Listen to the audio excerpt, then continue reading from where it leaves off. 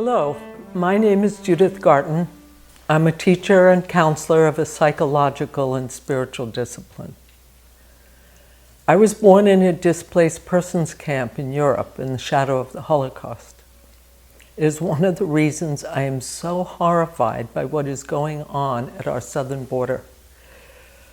I'm grateful to be here with Alexis Johnson and Judith Schmidt, both clinical psychologists who specialize in working with people affected by trauma. They are the co-directors of the Center for Intentional Living, which teaches childhood development, clinical skills, and spiritual practice. We have made this video to give you a deeper understanding of the psychological effects these children are experiencing now because of this cruel and ignorant policy of separating children from their caregivers. This offering is meant for all those who are involved at the border: legal teams, clergy, students, aid workers, and good people everywhere. We hope to assist you to take whatever action you can to help bring safety and humane conditions to these families. Let us begin with a guided meditation. Judith, would you lead us in this? Yeah, thank you, Judith. Before we begin meditation, I want to say that some of you watching the video may feel upset by something you see or hear. If that is so, please come to your breathing. Breathe deep and slow, relax, and feel your feet on the ground. So now, let's find ourselves at the border. See the children, see their families. See what happens for the children and their families at the moment that they are ripped away from one another. See the hopelessness of not being able to find one another. See what happens as the children and their families go into the future in this way. Feel their hopelessness long into the future. Thank you. Alexis, will you tell us about the psychological harm that these children endure? There are two different ways the families at the border are being damaged. One is the disgraceful conditions of deprivation. The other is the separation of kids from adults. These intertwine, harming both the children and their families. We understand from many studies that separating kids from their special, primary other interferes with their development and is a moral outrage. We know this in our guts, our hearts, and science proves that this is wrong. Children receive an inner sense of wholeness and goodness by being touched and looked at and talked to. This only happens if they are cared for by one or two consistent people for the first few years of their lives. A study was done following two groups of young children, one jailed with their mothers and the others in an orphanage, cared for by multiple attendants. At 4 months, they looked very similar developmentally. However, by the age 3, only two of 26 orphans could even walk, and several literally died.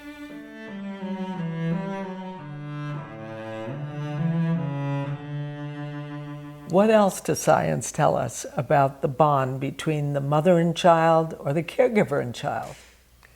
We know from psychology and neuroscience about the positive impact of a mother's or primary caretaker's face, smile, voice, eyes, the lines on the face, the gesture of hands and body. If the child calls and the face comes to the child in response to the call, the young one comes to know that its call can create what is needed. The ability to reach out and be responded to instills hope and the resilience to create what is needed in life. This is the root of faith.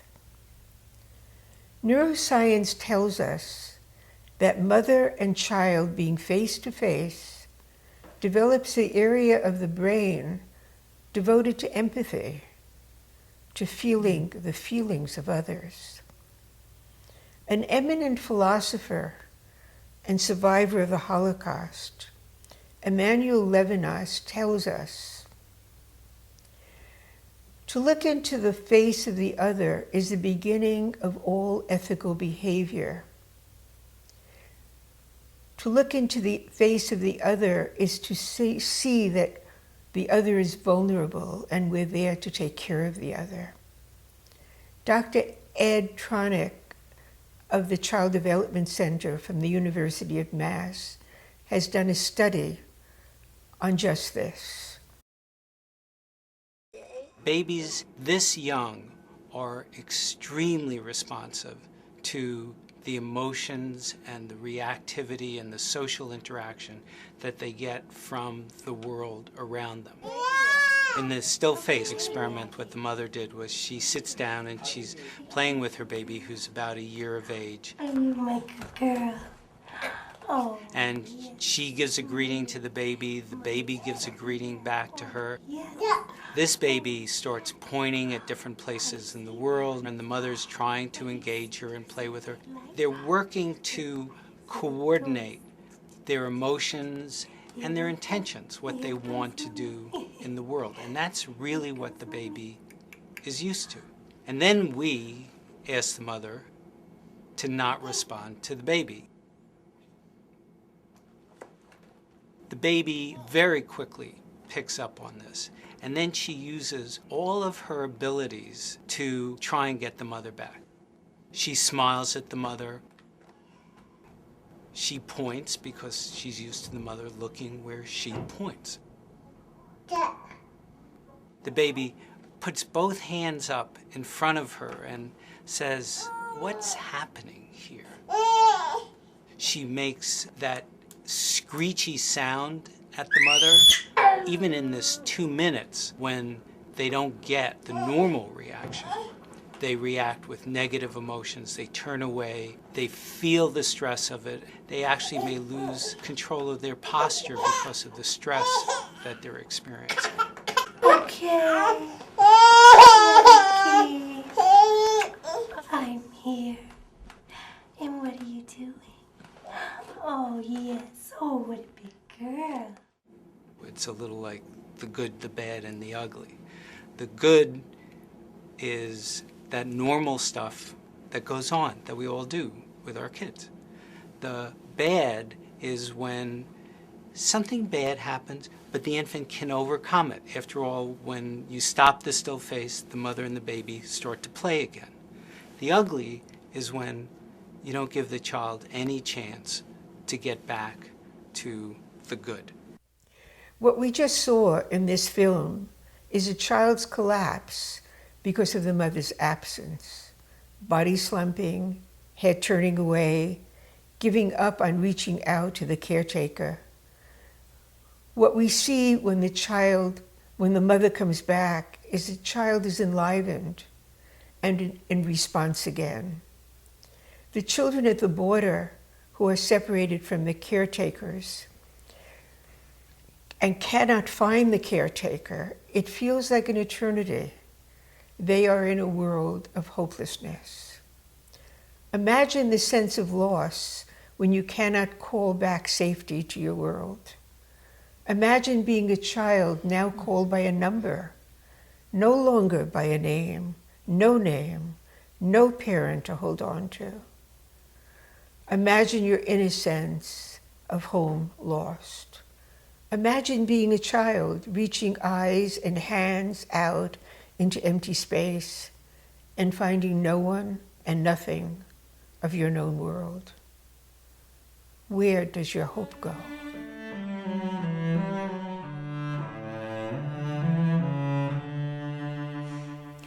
Judith, with what you've just watched and listened to, does anything come up for you around your journey?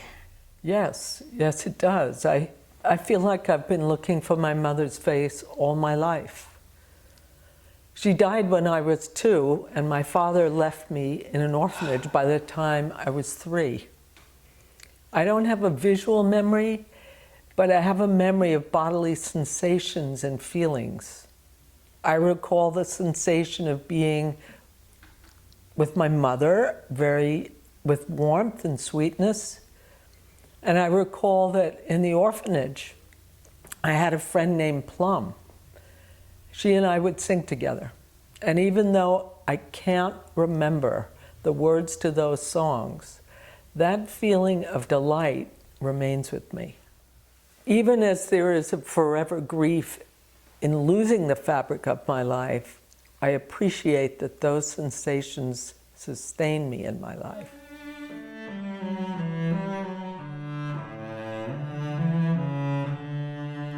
Alexis, can you tell us more about what actually happens with early trauma? Childhood trauma affects the developing brain, the immune and hormone systems, and even the way that DNA is expressed into future generations. Toxic stress in childhood underlies much depression, substance abuse, and poor immune function. Many studies tell us what is likely to happen to these kids and their families at the southern border. It is worst for the youngest children, those under 8 whose brains are still developing. For them, this is a total emergency. Without healthy interactions, the child body goes into massive stress responses. Heart rate rises, blood pressure rises, stress hormone levels go through the roof, and the immune system is activated. For the young child, this can literally mean life or death. The older child has a different trajectory. Some become immediately compliant, others upset, rebellious. They display their discomfort through their behavior. Both compliance, if I am good enough, someone will want me, and rebellion, if I cause enough upheaval, someone will notice me, may still hold a spark of hope. After a while, most look calmer, and it's tempting to say they are adjusting, but inside the opposite is true. This deadening toxic stress will open the strong possibility of post-traumatic stress disorder, chronic illness, suicide, addiction, antisocial acts. What some fear about the people who are attempting to cross our border is the very thing we are now helping to create with our cruelty and neglect. We are creating children who will grow up with major issues in later life that will take a high toll on society. We also know from horrors of the previous centuries that the children in the detention centers are not the only ones affected. Their genetic makeup will affect their children and their children's children. All will bear the legacy of what they're enduring now. Well, I've heard you both speak about the horror. What about the hope? Well, let's talk about the hope. There's a film you could see on Netflix called Life Overtakes Me, about a Swedish study of parents and children seeking asylum in Sweden after being severely traumatized in their home countries. What you see on this film are children of various ages totally shut down, some hospitalized, some tube fed, and their limbs moved to keep muscles toned. They are so severely affected by the hopelessness and anxiety of their parents who know that they may have to return to the dangerous situation in their home country. These children are suffering from what is called resignation syndrome. When you see those families receiving word that they have been granted asylum, the children hear the hope in the voices of their parents, and they slowly return back to life. They begin to smile and talk and play. We see in the most powerful way parents returning their children to a world of hope. For those children at the southern border, it may take a very long time for their shutdown of hopelessness to thaw into trust once again, if ever. Judith, we're so grateful that you are part of this offering because you have journeyed through love and loss and hope. And I wonder, could you tell us something of how you came to carry your thread of hope with you? Yeah.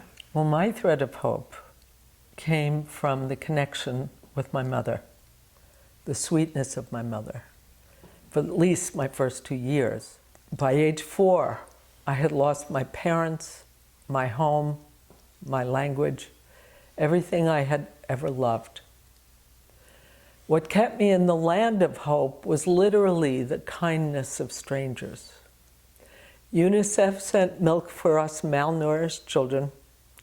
Jewish organizations sent food rations. A kind American family reached out to adopt me. A senator from North Dakota helped my adoptive parents bring me to this country. And my new family welcomed me. A great wave of kindness ran through my life and helped me to survive. All those helping hands I will remember. Their tireless work was not in vain. It instilled in me an immense appreciation of how small acts can restore faith in humanity and hope for every small child. I have committed myself to passing on that kindness and that affection to others. We know that post-traumatic growth is possible, especially when in a caring environment. Some individuals find an inner resilience to connect with their own strengths and gifts. Some create meaning by helping others who have endured similar events. Judith has done both.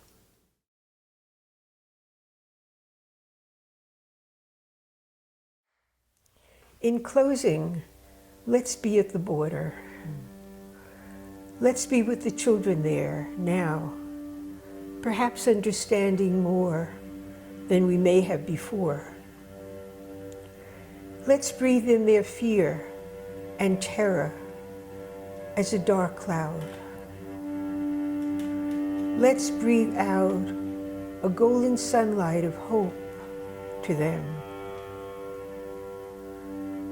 Let's breathe in the horror of what is happening as a dark cloud. Let's breathe out a warm golden sunlight of healing to them. Let's breathe out a beautiful seed of hope to them, a strong seed. Let's breathe out a golden light of safety and great love to them. May the children and their families know the great healing of being together again. May all the threads of our prayers, blessings and actions create a great wave of kindness for the children, their families, and our world. May the children grow from their wounds to find the capacity to be fierce for the sacredness of all life. We thank you for watching this video. May it inspire you to act on behalf of the children and their families at the border. After all children are our children.